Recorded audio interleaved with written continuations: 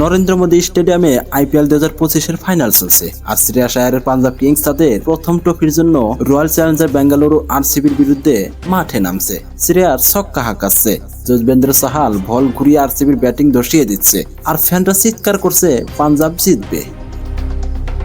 তাই আজ আমরা বিশ্লেষণ করব কিভাবে পাঞ্জাব কিংস এই ফাইনালে আরসিবিকে হারিয়ে তাদের প্রথম আইপিএল ট্রফি জিতবে।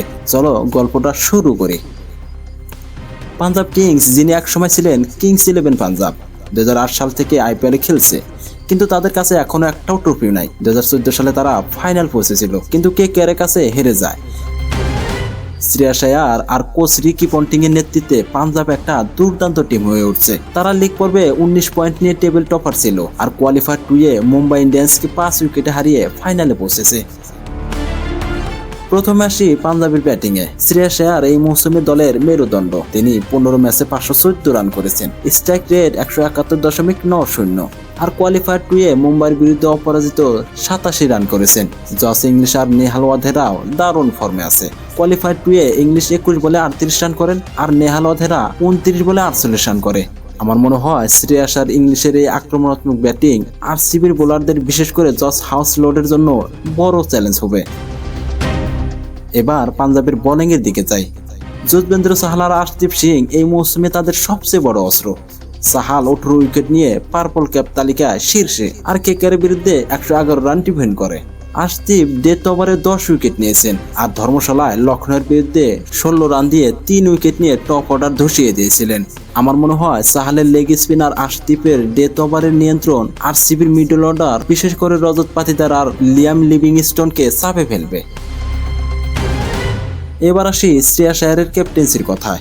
শ্রেয়াস প্রথম খেলোয়াড় যিনি 3টি ভিন্ন দলকে, দিল্লি 2020-এ, কেকেআর 2024 আর পাঞ্জাব 2025-এর আইপিএলে ফাইনালে নিয়ে গেছেন। কোয়ালিফায়ার 2-এ মুম্বাইয়ের বিরুদ্ধে তিনি বোলিং চেঞ্জের মাধ্যমে ম্যাচ নিয়ন্ত্রণ রেখেছিলেন, যেমন চাহালকে সঠিক সময়ে এনে সূর্যকুমার যাদবকে আউট করা। শ্রেয়াসের শান্ত মাথা আর কৌশলগত সিদ্ধান্ত ফাইনালে পাঞ্জাবকে আরসিবির রজত পাতিদারের নতুন ক্যাপ্টেন্সির উপর একটা এজ এনে দেবে। এবার পিচের দিকে তাকাই। নরেন্দ্র মোদী স্টেডিয়ামে গড় স্কোর 185, আর প্রথমে ব্যাট করা দল 60% ম্যাচ জিতেছে। পিচের শুরুতে পেসারদের জন্য সামান্য সুইং থাকে, কিন্তু মিডল ওভারের স্পিনরা বেশি কার্যকর। চাহালের গুগলি আর হরপ্রীত বারের লেফট আর্ম স্পিন এই পিচে আরসিবির ব্যাটসম্যানদের, বিশেষ করে ফিল সল্টের আক্রমণাত্মক স্টাইলকে চ্যালেঞ্জ করতে পারে। পাঞ্জাব যদি টস জিতে প্রথমে বোলিং করে, তাহলে তাদের বোলাররা আরসিবিকে 175 থেকে 180-এর নিচে আটকে রাখতে পারে। তাহলে পাঞ্জাব কেন ফাইনালে জিতবে? প্রথমত তাদের অসাধারণ চেজিং ক্ষমতা। পাঞ্জাব এই মৌসুমে 9টি 200+ রানের টার্গেট তারা করেছে, যেটা আইপিএল এর সর্বোচ্চ। পাঞ্জাব এই মৌসুমে 9টি 200+ রানের টার্গেট তারা করেছে, যেটা আইপিএল এর সর্বোচ্চ। কোয়ালিফায়ার 2-এ মুম্বাইয়ের 204 রান 19.1 ওভারে তারা করে। এটা যেন তুমি একটা অসম্ভব টার্গেট পেয়ে হাসি মুখে বলছো, এইটুকু আমি পারবো। দ্বিতীয়ত শ্রেয়াসের ফাইনালের অভিজ্ঞতা। তিনি 2024 সালে কেকেআরকে চ্যাম্পিয়ন বানিয়েছিলেন, আর তার শান্ত মাথা চাপের মুহূর্ত দলকে ঠিক পথে রাখবে। তৃতীয়ত বোলিং বৈচিত্র্য। চাহালের স্পিন, আর্শদীপের পেস আর ওমর জায়েরের অলরাউন্ড পারফরম্যান্সকে পাঞ্জাবকে শক্তিশালী করবে। তবে আরসিবিকেও একেবারে উড়িয়ে দেওয়া যায় না। বিরাট কোহলি আর ফিল সল্টের ফর্ম তাদের ব্যাটিংকে শক্তিশালী করেছে।